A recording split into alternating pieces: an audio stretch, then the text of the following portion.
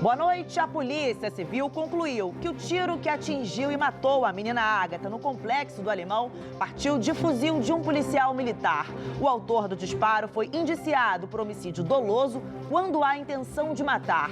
Operação Lava Jato. Investigação aponta que ex-presidente do Paraguai ajudou o doleiro Dario Messer a fugir da justiça. A namorada dele foi presa na ação. Tem ainda os impactos da temporada de cruzeiros no Rio. A expectativa é de aumento de 12% no número de turistas. E tem ainda os preparativos do Flamengo para a final da Libertadores. O Jornal do Rio volta em 30 segundos. Eu te espero.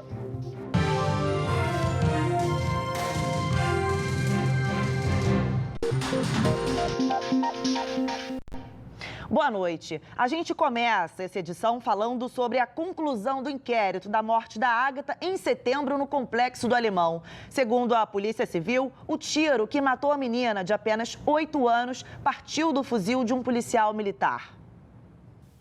Uma perícia já tinha apontado que um fragmento de projétil encontrado no corpo de Ágata tinha ranhuras idênticas à do cano do fuzil usado pelo policial militar. Mas só hoje, a Polícia Civil concluiu que o tiro que atingiu e matou a menina no dia 20 de setembro realmente partiu da arma do PM. O inquérito entregue ao Ministério Público tomou como base depoimentos de testemunhas de policiais militares da Unidade de Polícia Pacificadora da região que estavam no local do crime e o laudo da reconstituição do caso, feita no dia 1º de outubro. O documento aponta ainda que houve erro de execução por parte do PM, que tentou atingir 2 suspeitos que passavam numa moto. O atirador, a pessoa que está sendo investigada, ela tem uma finalidade, que é atingir determinada pessoa, e por um erro na execução, por um erro na trajetória daquele projetil, ele atinge pessoa diversa, que foi o caso que aconteceu com a menina, que esse tiro bateu num poste, se fragmentou e parte desse projetil atingiu fatalmente as costas da menina. Ela chegou a ser levada à uma unidade de pronto atendimento da região, mas não resistiu. Na época, a Polícia Militar chegou a informar que a equipe foi recebida a tiros ao entrar no Complexo do Alemão. Mas a investigação mostrou que ninguém estava armado, além dos PMs, e que não havia tiroteio no momento em que Ágata foi baleada. A Delegacia de Homicídios da capital indiciou o policial militar da UPP Fazendinha, que não teve o nome divulgado, por homicídio doloso quando há intenção de matar. Foi solicitado o afastamento do PM das ruas e a proibição de contato com qualquer testemunha. O advogado, que representa a família de Ágata, disse que este é o primeiro passo para que a justiça seja feita. A Polícia Civil fez o trabalho dela, que é responsabilizar quem comete homicídios, de buscar o autor do fato. A Polícia Civil chegou nisso e a família e nós da Comissão de Direitos Humanos da OAB elogiamos a Polícia Civil nesse sentido e agora dialogar junto ao Ministério Público para a gente buscar justiça para a Ágata. E hoje, 7 pessoas foram presas em favelas de Duque de Caxias. Elas são acusadas de participar de uma quadrilha que atuava entre a Baixada Fluminense e a região dos Lagos. O repórter Marcos Sadoc traz mais detalhes.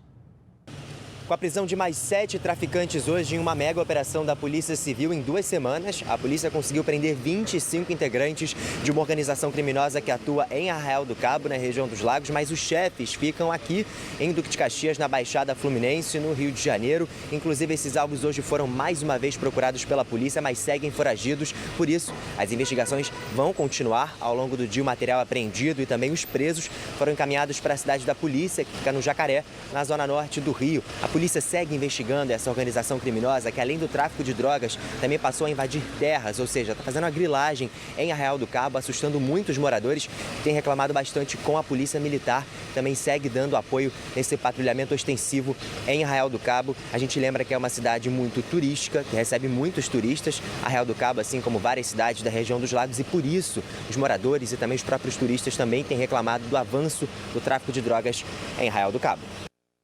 Uma rápida pausa e a seguir, Operação Lava Jato. Ex-presidente do Paraguai ajudou o doleiro a fugir da justiça.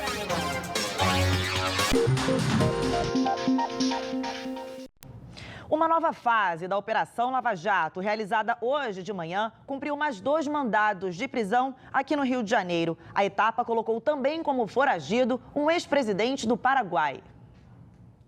No início da manhã, agentes fizeram buscas em endereços do ex-presidente do Paraguai, Horácio Cartes. O político é acusado de dar $500 mil ao doleiro Dario Messer, enquanto ele estava escondido no país vizinho, foragido da justiça brasileira.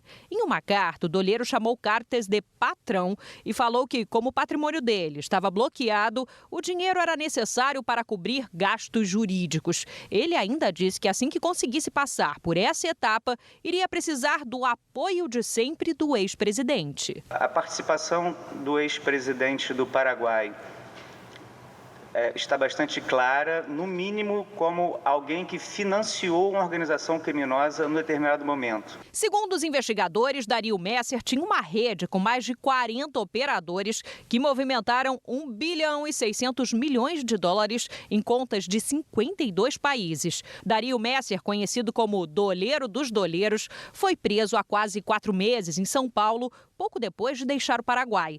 A operação desta terça-feira, um desdobramento da Lava Jato, foi baseada no material apreendido com ele e mostra a extensão da rede de apoio montada no exterior.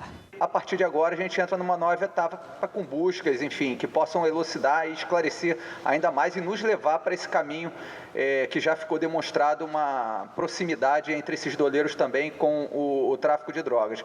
Policiais também cumpriram mandados de prisão em São Paulo, no Mato Grosso do Sul e no Rio de Janeiro, onde foi presa a namorada do doleiro. Segundo os investigadores, a advogada Mira de Oliveira Ataíde fazia parte do esquema criminoso e operava no Brasil e no exterior. Para evitar o vazamento de informação, somente nesta terça-feira, depois que as equipes da Polícia Federal já estavam nas ruas, foi formalizado o pedido de extradição do ex-presidente do Paraguai e de outros alvos no exterior. Os responsáveis pela investigação apostam na robustez das provas para pressionar o país vizinho a aceitar o pedido, embora reconheçam que isso será difícil. Horácio Cartes será incluído na lista de procurados da Interpol. Ele é senador vitalício e foi presidente do Paraguai entre 2013 e 2018. Nesse período, o PIB do país cresceu, mas os níveis de desemprego e pobreza também aumentaram.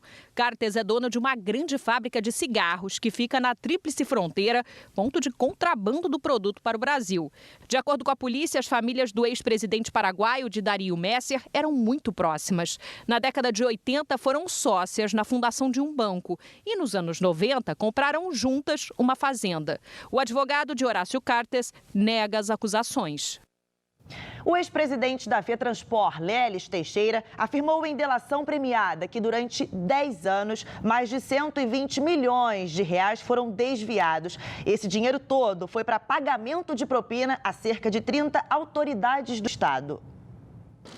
Na delação, Lelis Teixeira afirma que com os pagamentos de propina e financiamento de campanha através de Caixa 2, foi possível fechar acordos para influenciar licitações de linhas de ônibus e até impedir uma CPI na Câmara de Vereadores. A corrupção afetou diretamente o bolso do carioca. As vantagens indevidas permitiram reajustes das tarifas acima da inflação.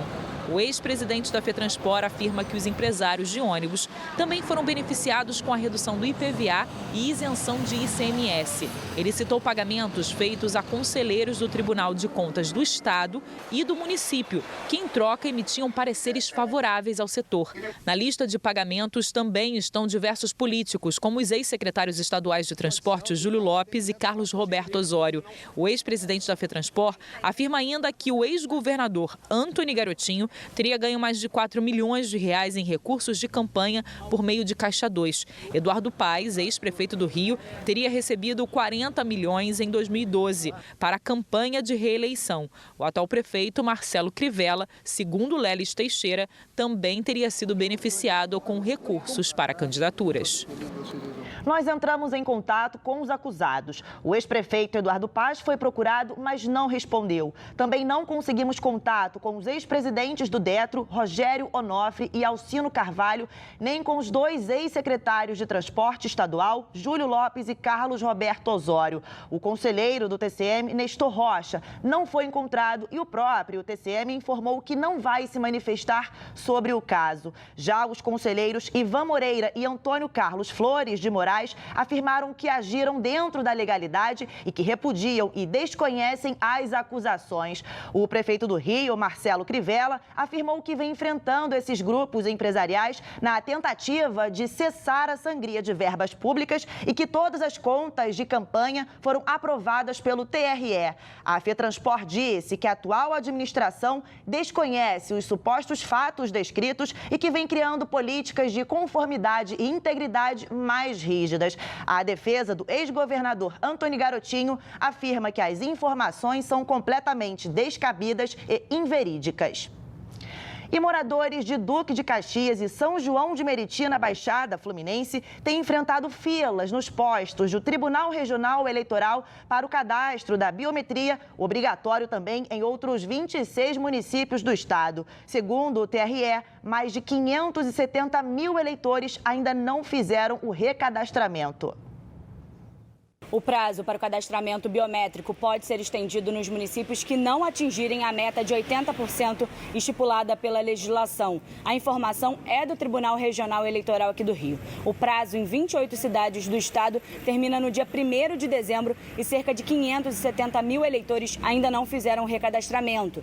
Duque de Caxias e São João de Meriti, na Baixada Fluminense, são cidades que registraram filas e transtornos em postos do TRE. De acordo com o órgão, com o fim próximo do prazo, houve um aumento aí na procura. Em média, o site do TRE registra mais de 1 milhão de acessos e suporta atualmente apenas 400 mil, causando essas filas. O tribunal afirma ainda que estuda agora novas medidas para tentar amenizar esses transtornos. Uma rápida pausa e depois do intervalo, 274 milhões de reais. Esse é o valor que o governo do estado vai repassar para a saúde municipal. O governador Wilson Witzel assinou hoje 2 convênios para repasses de mais de 200 milhões de reais para a saúde do município. A informação foi dada em primeira mão pela rádio Band News FM. Como prometido, Wilson Witzel destinou 234 milhões de reais para investimentos na saúde do município. A oficialização aconteceu nesta manhã no Palácio Guanabara. Ao lado do secretário de Saúde, Edmar Santos, o governador assinou 2 convênios. O primeiro deles destina 60 milhões de reais para obras de melhorias e também para a compra de equipamentos. Já o segundo, no valor total de 174 milhões de reais, é para ajudar no custeio dos hospitais Albert Schweitzer e Rocha Faria, na zona oeste da capital. Região importantíssima no Rio de Janeiro, com uma grande população, onde o estado já atua com 5 UPAs estaduais e que agora vai ajudar com cofinanciamento para melhorar o atendimento da população. Passaremos 6 milhões mensalmente para ajudar no custeio dessas unidades, 36 milhões agora em novembro para pagar o retroativo de junho até agora. Os repasses serão feitos mensalmente durante os próximos 2 anos. E representantes do governo do estado se reuniram hoje com a empresa chinesa responsável pelos trens da Supervia que foram retirados de circulação nesta segunda-feira. E quem tem mais informações é o Marcos Lacerda, direto da redação da Band News FM. Boa noite, Lacerda.